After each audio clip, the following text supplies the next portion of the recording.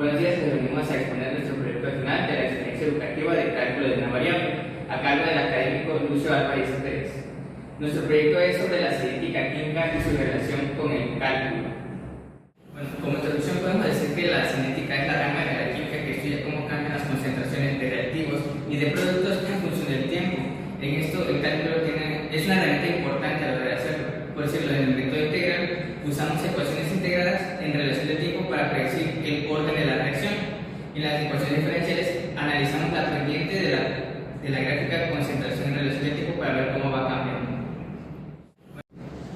Para comprender la cinética química hay que retroceder un poco hacia los antecedentes. La cinética química comenzó con los estudios de Ludwig Wilhelm en 1850, cuando experimentó la velocidad de la expresión de los alcanos mediante la forma integrada de la ecuación de velocidad para determinar la cinética de esta reacción.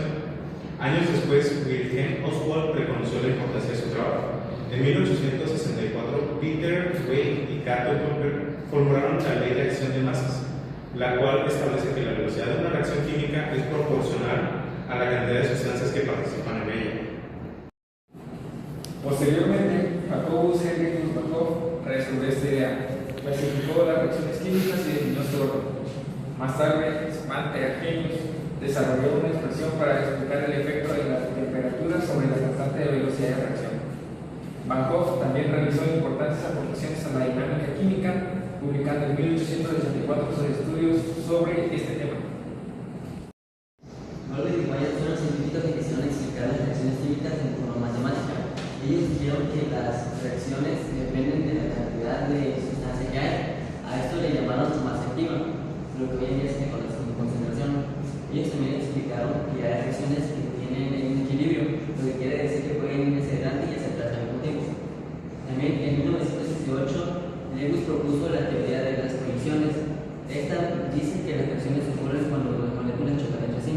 Para que una reacción ocurra, debe de chocar con la suficiente energía y de una forma correcta.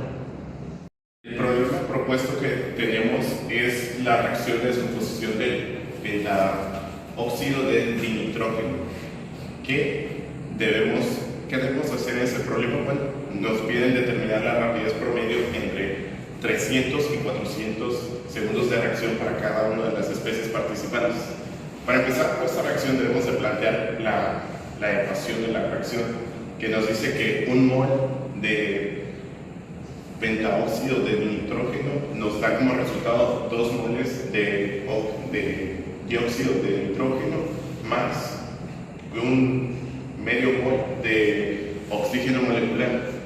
Para esto necesitamos conocer la fórmula de la rapidez promedio, que viene siendo el diferencial de la concentración sobre el tiempo, que viene siendo aproximadamente el delta de la concentración sobre el tiempo. Con esta fórmula determinamos la rapidez de cada compuesto en el intervalo establecido.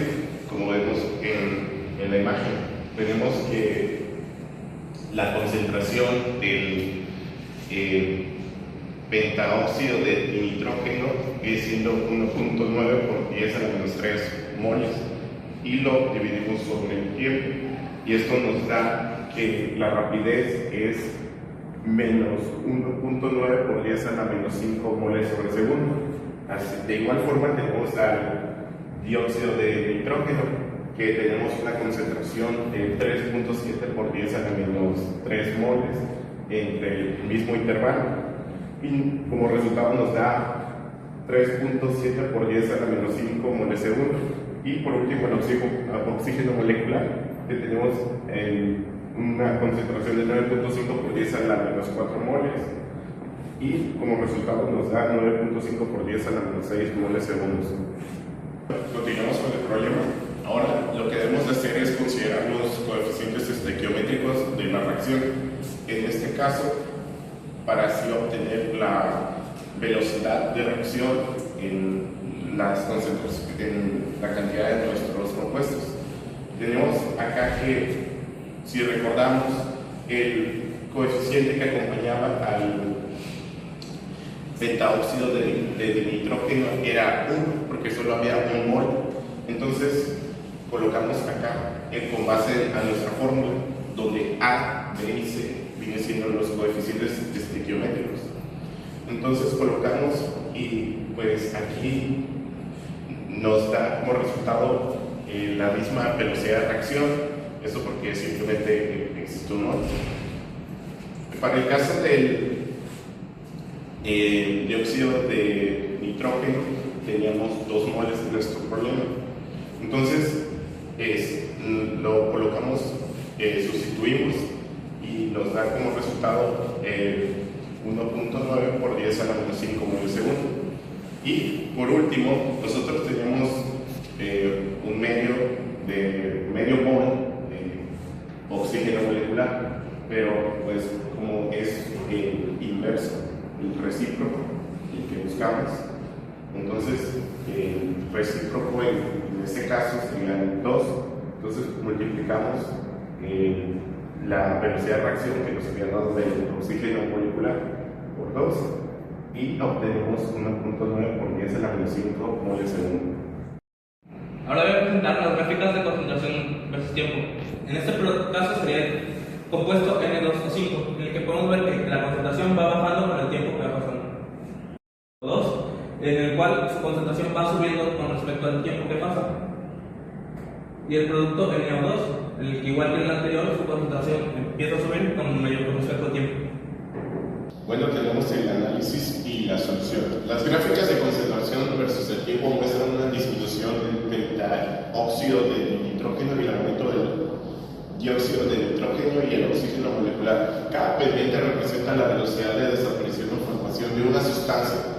Como las pendientes difieren por la estequiometría de la reacción, se normaliza para obtener una única rapidez de reacción que resulta ser 1.9 por 10 a la menos 5 moles segundo. Así, las gráficas ilustran cómo las razones de cambio permiten calcular la evolución temporal de las concentraciones y la velocidad global del proceso. Ahora bien, como conclusión tenemos que la variación de concentración se puede medir entre los 300 y 400 segundos durante la reacción.